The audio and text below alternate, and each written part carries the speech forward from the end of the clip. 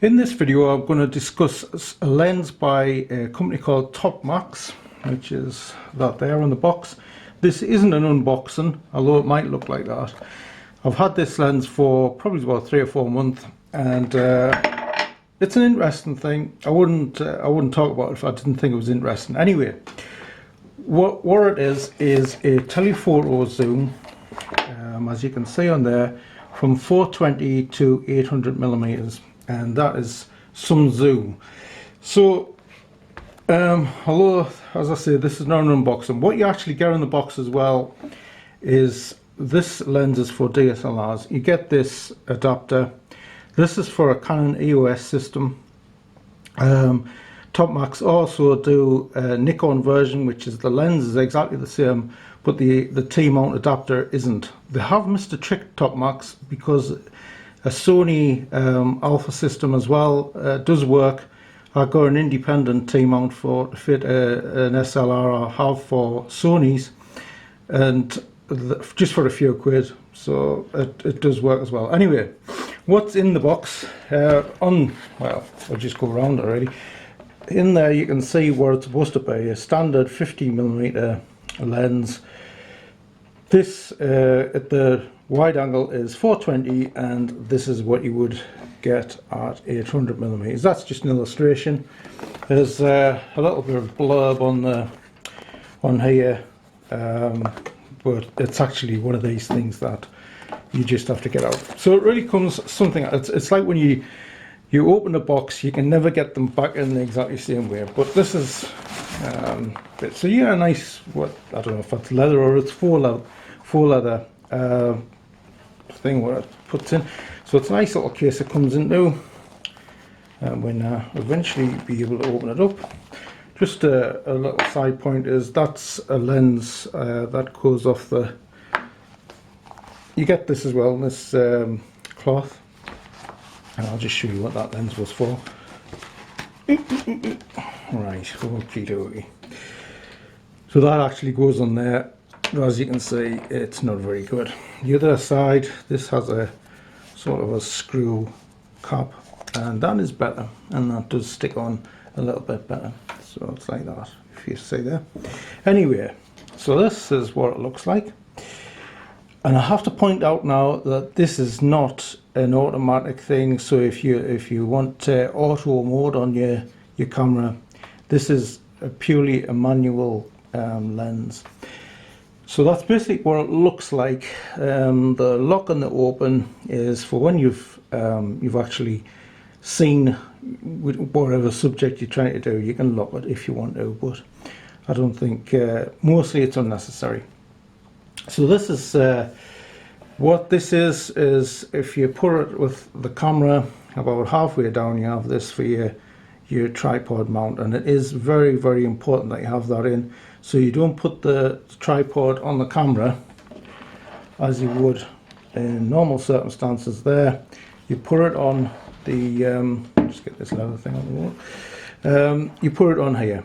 So I bought this because I like shooting the moon, and I also like wildlife shots as well. And where I live is there's loads of things like horses quite far away, and this type of thing. If you want to be shooting sports or anything like that, this lens is not for that. This doesn't really cut it. But what it is a very cheap lens. I think I paid about 73 quid for it. So it's between 70 and 80 pound, and I did have a problem with getting this adapter, but Topmax did a top job, and the got us a new one out. So that's the company seems to be pretty kosher. Anyway, so the lens in itself, what you do, so that is at approximately 420 millimeters, and it goes out, and it's like a push-pull thing. So what you do is you go right out to and that would be 800. And if you've ever used binoculars, as I'm sure most of you probably have, is it's trying to find a sweet spot. So when you're doing like trying this, you're trying to find that sweet spot. Sometimes it's not that easy, even on the blurb and the paper that you actually get with with the box, it does say that it requires some skill. The funny thing is, it's one of these lenses when you actually get a shot that's it does take time, but you do manage to master it to a degree, and it's good fun. It really is. I think it's a great lens. How this works? Okay, so it's just you basically what you do. I'll just put the T mount on. You take this off. So any round, just put that on there, and it goes on really well. It's really fast and like that. So just take that off on the camera, just like you do with changing any lens, and you put that on there, as he says, and kind of get it on. Just at an awkward angle here.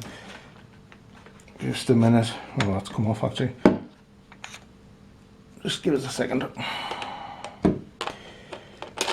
There we go. So there we are. So that is, just get all this stuff out the road, and as you see, that is some lens. And if you pop it out like that, I have to say it's not too heavy, especially with I'm using the 1100D. It's not a heavy it's not a heavy lens, but you still need to steady it on a tripod. When I turn it around like this, what I mean by you don't have any say over the aperture. So if I can bring that there, I know there's reflections on this. I don't know if you can see there, but it has f00. So basically, you don't have any control over the aperture, but you do have over the shutter speed. Say if you're shooting the moon or something like that, if it's a full moon, you'll probably go to something like 640 to 1000, and of course you still got control over ISO, and I don't know what I've been shooting the last with this, but I'll put some shots up, see what you think. But I'll be definitely keeping this lens. Also, another good point on it is it's actually got a 3-year guarantee. But as I say, it's not easy. But you know, you can get things, you can get wildlife, not fast wildlife. I've tried it with birds. It's a bit hit-y-missy with that. But some things, you know, like horses. I like taking shots of horses. Love taking shots of the moon.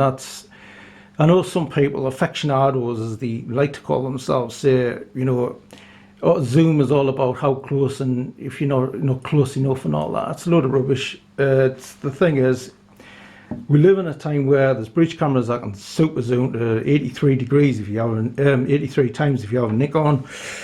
This is probably the equivalent of something like 30-35 times zoom, but it's well worth the money, and I think it's an interesting thing. If it's something that you might like, why don't you buy it? It's a good toy, and I've used it a lot more than I thought I would. So thanks for watching, and thanks for listening.